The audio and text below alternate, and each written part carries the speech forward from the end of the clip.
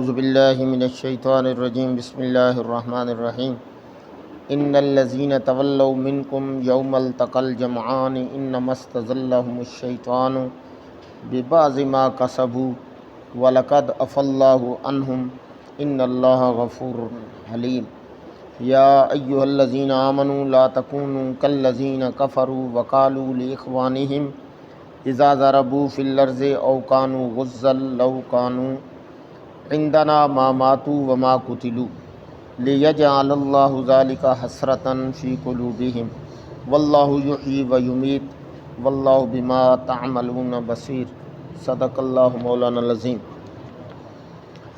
ان الذین تولوا، یقیناً تم میں سے جن لوگوں نے پشت پھیر لی تھی، یوم التقى الجمعان، جس دن دو جماعتیں آپس میں ایک دوسرے کے مد مقابل تھیں، انما استزلهم الشیطان ببعض ما کسبوا، اس کے سوا اور کوئی بات نہیں ہوئی تھی کہ ان کو شیطان نے لغزش دے دی، شیطان نے دھوکہ دے دیا، ببعض ما کسبوا، جو کچھ انہوں نے بعض اعمال کیے تھے، وَلَقَدْ عَفَا اللَّهُ عَنْهُمْ، یقین کر لیں کہ اللہ تعالیٰ نے انہیں معاف کر دیا، ان اللہ غفور حلیم، بے شک اللہ معاف کرنے والا اور حلم کرنے والا ہے، برداشت کرنے والا ہے۔ یا ایھا الذین آمنوا، اے ایمان والو، لا تکونوا، نہ ہو جاؤ، کالذین کفروا، جس طرح کے کافر تھے، یعنی دعویٰ ایمان کا ہو اور پھر کام وہ شروع کر دیے جائیں جو کافروں والے ہیں، تو یہ نہ کرو۔ وقالوا لاخوانہم، کہی یہ بات انہوں نے اپنے بھائیوں کے لیے، اذا ضربوا فی الارض او کانوا غزا،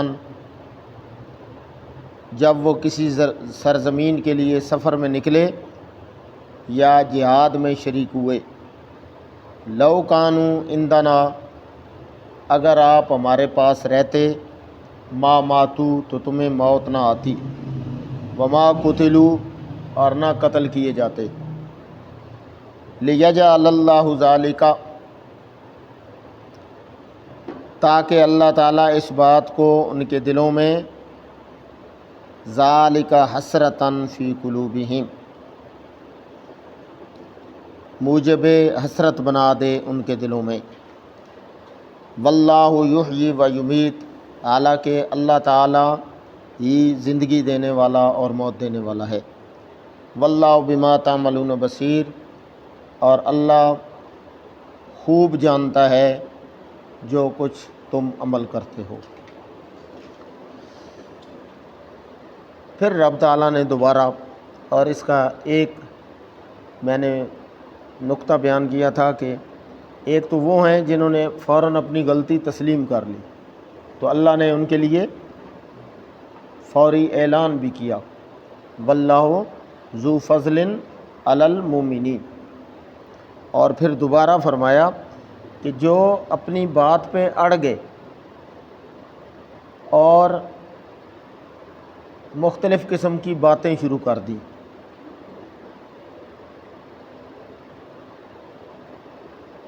غلطی تسلیم نہیں کی، تو انہیں دعوت فکر ہے کہ آپ کے پاس موقع ہے، ابھی زندگی ہے، جرم بڑا ہے، لیکن اگر آپ توبہ کریں تو ان اللہ غفور حلیم، اللہ معاف کرنے والے ہیں۔ اور ایک معنی اس کا کہ اللہ آخرت کے حساب سے غفور ہیں، دنیا کے حساب سے حلیم ہیں، کہ فوراً مجرم جرم کرتا ہے، اللہ فوراً اسے پکڑتا نہیں، نیکی کا ارادہ کرے تو ثواب لکھ دیا جاتا ہے، لیکن گناہ کرے تو فوراً گناہ لکھا نہیں جاتا، نہ فوراً سزا دی جاتی ہے، مہلت دی جاتی ہے۔ اگر توبہ کر لے تو اللہ آخرت میں اسے سزا نہیں دیں گے، معاف کر دیں گے۔ ان آیات کے اندر یہ بتلایا گیا کہ ایک گناہ سے پھر دوسرا گناہ ہوتا ہے، جس طرح ایک نیکی سے دوسری نیکی کی توفیق ہوتی ہے۔ صحابہ کرام نے ایک دفعہ عرض کی، اللہ کے رسول، کوئی دنیا میں طریقہ ہو کہ پتہ چل جائے کہ یہ عمل قبول ہو گیا، یہ جو نیکی میں نے کی ہے یہ قبول ہو گئی۔ مثلا ظہر کی میں نے نماز پڑھی ہے، اب کیا پتہ ہے قبول ہوئی یا نہیں ہوئی؟ تو اس کی کوئی دنیا میں نشانی، یا توبہ بندہ کرے تو کیا پتہ توبہ اللہ نے قبول کی یا نہیں کی، کوئی اس کی دنیا میں نشانی نہیں، تو پھر بندہ کرے۔ تو اللہ کے محبوب صلی اللہ علیہ وسلم نے فرمایا ایک نیکی کے بعد دوسری نیکی کی توفیق ہو جائے، اس کا مطلب ہے پہلی اللہ نے قبول کر لی۔ ظہر کی بندے نے پڑھی، عصر کی اللہ نے توفیق دے دی، عصر کے لیے پھر آ گیا، اس کا مطلب ہے ظہر اللہ نے قبول کر لی۔ عصر کے بعد مغرب کے لیے آ گیا تو عصر کی، یعنی یہ نشانی ہے۔ اور توبہ کیسے قبول ہوئی؟ گناہ کیا پھر توبہ کی، اس کے بعد دوبارہ گناہ نہیں کیا، تو اس کا مطلب یہ ہے کہ اللہ نے توبہ قبول کر لی۔ اور اگر پھر دوبارہ گناہ کر دیا ہے تو اس کا مطلب ہے وہ توبہ صحیح قبول نہیں ہوئی، لہذا دوبارہ پھر توبہ کر۔ ٹھیک ہے، کیونکہ توبہ کے لیے شرط ہے الا الذین تابوا واصلحوا، پھر اپنی اصلاح بھی کی، وبینوا، اور پھر اگر اس کی وضاحت تھی تو لوگوں کے سامنے اس کی وضاحت بھی کی۔ کسی کے ساتھ زیادتی کی ہے، اگر مجمع میں کسی کے ساتھ زیادتی کی ہے، اس کے ساتھ ایسا معاملہ کیا ہے، تو پھر اسی طرح مجمع میں معافی بھی مانگے۔ یہ نہیں 200 بندے کے سامنے اس نے چڑھنا مار کے تو پھر اس کے کاروائی کے تراتی معافی مانگے، یہ نہیں، پھر سر عام معافی بھی مانگے۔ ٹھیک ہے، اگر اعلانیہ گناہ کیا ہے تو اعلانیہ اس کی معافی کا بھی اعلان کرے، سمجھ گئے؟ اور مثلا کسی کی زمین قبضے میں کی ہوئی ہے تو پھر یہ نہیں ہے کہ چپکے سے اسے واپس کر دے، سب سامنے اعلان کرے کہ میں نے یہ ناجائز طور پہ کسی کی چیز دبائی ہوئی تھی، آج میں اسے واپس کر رہا ہوں۔ اس میں ایک تو فائدہ یہ ہوگا کہ آئندہ کے لیے وہ ایسا کام نہیں کرے گا، دوسرا اس نے جرم تسلیم کیا، تیسرا یہ ہے کہ دوسرے بندوں کو بھی دعوت فکر ہوگی، اس سے دوسروں کو ترغیب ملے گی، تو اچھے کام پہ کسی کو لگا دینا۔ تو یہاں پہ بتلایا گیا کہ شیطان نے انہیں گمراہ کیا کیوں؟ یہ جو 14 اسباب تھے نا غزوہ احد میں نقصان اٹھانے کے، اس میں سے ایک یہ بھی ہے کہ چونکہ انہوں نے اللہ کے رسول صلی اللہ علیہ وسلم کے حکم کی حکم عدولی کی، تو اسی لیے اس کا نقصان یہ ہوا کہ شیطان نے ان پہ حملہ کیا۔ استزلہ ہے، زل کا مطلب ہوتا ہے پاؤں پھسل جانا، بندہ کیچڑ پہ جا رہا ہے اور پاؤں پھسل جائے، بندہ گر جائے۔ اسی لیے ایک مسئلہ ہے کہ زلت القاری، قاری نماز میں بھول جائے، پھسل جائے تو اس کو لقمہ کیسے دینا ہے، ٹھیک ہے، تو اس کا طریقہ ہے، تو اس کو کہتے ہیں زلت القاری۔ تو استزلہم الشیطان، شیطان نے انہیں راہ راست سے ان کے پاؤں پھسلا دیے۔ کیوں پھسلا دیے؟ ببعض ما کسبوا، انہوں نے جرم کیا تھا، تو اس کا مطلب ہے کہ ایک گناہ کرنے سے پھر اور گناہوں کی رغبت آتی ہے، شیطان کا تسلط آتا ہے اس پہ، بندے پہ، اور جب نیکیاں کرتا ہے تو پھر اللہ کی طرف سے رحمتیں آتی ہیں، مزید نیکیوں کی توفیق ہوتی ہے۔ وَلَقَدْ عَفَا اللَّهُ عَنْهُمْ، تو اللہ فرما رہے ہیں ہم یقیناً ہم نے معاف کر دیا، کسے؟ کہ جو اپنی غلطی تسلیم کر لیں۔ ان اللہ غفور حلیم، بے شک اللہ بڑا معاف کرنے والا اور حلم کرنے والا، برداشت کرنے والا۔ یا ایھا الذین آمنوا، اے ایمان کا دعویٰ کرنے والو، لا تکونوا کالذین کفروا، وہ کام نہ کرو جو کافروں نے کیے۔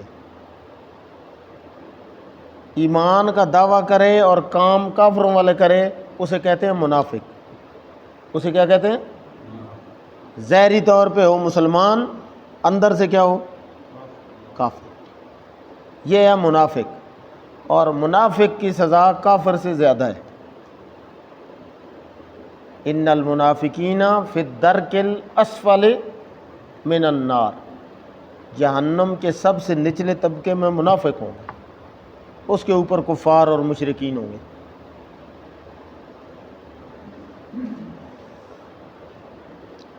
کالذین کفروا وقالوا لاخوانہم، اب جو مسلمان سادہ تھے وہ چلے گئے جہاد پہ، کوئی زخمی ہو گیا، کسی کا بھائی شہید ہو گیا، کسی کا والد شہید ہو گیا، اب انہیں کہہ رہے ہیں کہ ہم نے آپ کو کہا نہیں تھا کہ نہ جائیں، اس نبی کی اطاعت نہ کریں، اس کے ساتھ نہ لگیں، یہ تمہیں مروائے گا۔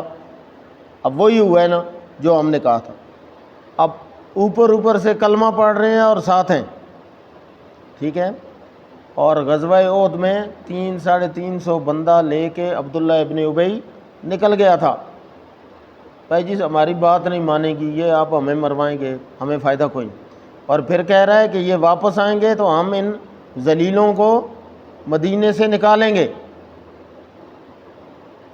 لَيُخْرِجَنَّ الْأَعَزُّ مِنْ الْأَذَلَّ فَإِنَّ الْعِزَّةَ لِلَّهِ وَلِرَسُولِهِ وَلِلْمُؤْمِنِينَ وَلَكِنَّ الْمُنَافِقِينَ لَا يَعْلَمُونَ، اللہ نے فرمایا عزت اور ذلت تمہارے ہاتھ میں نہیں، عزت اور ذلت کس کے ہاتھ میں؟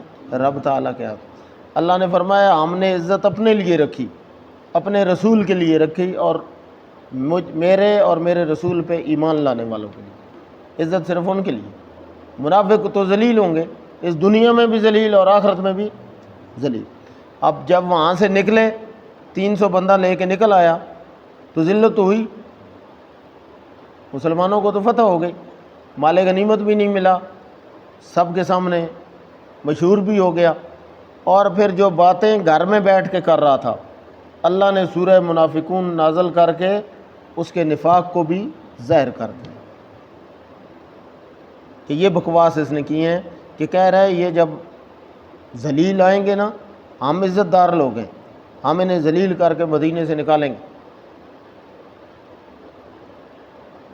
اپنے آپ کو کہہ رہا ہے عزت دار، اور مسلمانوں کو کہہ رہا ہے ذلیل اور گھٹیا۔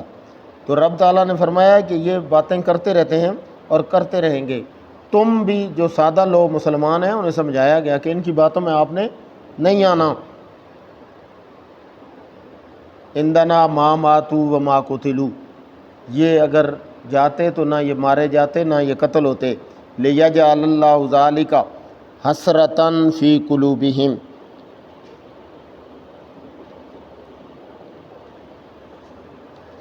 اور اس سے ان کے جو سادہ مسلمان ہیں پھر ان کے دل میں ایک عجیب سی حسرت پیدا ہوتی ہے کہ پتہ نہیں ہم نہ جاتے، پتہ نہیں ہم سے غلطی ہو گئی، ہم نہ جاتے تو یہ نقصان نہ ہوتا۔ واللہ یحیی و یمیت، زندگی اور موت کا مالک کون ہے؟ اللہ۔ تو موت اگر میدان جنگ میں لکھی ہے تو کوئی روک سکتا نہیں، پیچھے آیت میں گزر چکا ہے، لبرز الذین کتب علیہم القتل الی مضاجعہم، رات کو سویا ہوا ہوگا پھر بھی مارا جائے گا گھر میں۔ اور دوسرے مقام پہ اللہ کیا کر رہے ہیں؟ وَلَوْ كُنْتُمْ فِي بُرُوجٍ مُشَيَّدَةٍ أَيْنَمَا تَكُونُوا يُدْرِككُمُ الْمَوْتُ، آپ جہاں کہیں بھی چلے جائیں موت تمہیں پا کے رہے گی۔ وَلَوْ كُنْتُمْ فِي بُرُوجٍ مُشَيَّدَةٍ، آپ مضبوط قلعوں میں بھی چلے جائیں تو موت تمہیں چھوڑے گی نہیں۔ تو اسی لیے موت اور زندگی، مولانا اشرف علی تھانوی فرماتے ہیں کہ 2 دن مسلمان کے لیے ایسے ہیں کہ اس میں موت سے نہیں ڈرنا چاہیے۔ ایک جس دن نہیں آنی اس دن کوئی موت دے سکتا نہیں، اور ایک جس دن آنی ہے اس دن کوئی ٹال سکتا، لہذا موت سے ڈرنے کی ضرورت ہی نہیں، جب آئے گی تو کوئی ٹال سکے گا نہیں۔ اور کہتے ہیں نا جڑی رات قبر وچ ہے وہ باہر نہیں، اگر آج مرنا ہے تو کوئی روک نہیں سکتا، اور اگر اللہ نے زندگی لکھی ہے تو کوئی مار سکتا نہیں۔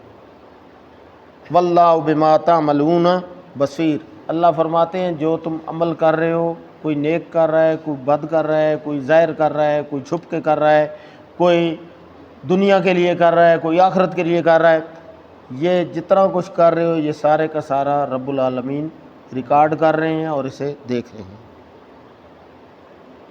سبحان ربک رب العزت عما یصفون وسلام علی المرسلین والحمد للہ رب العالمین۔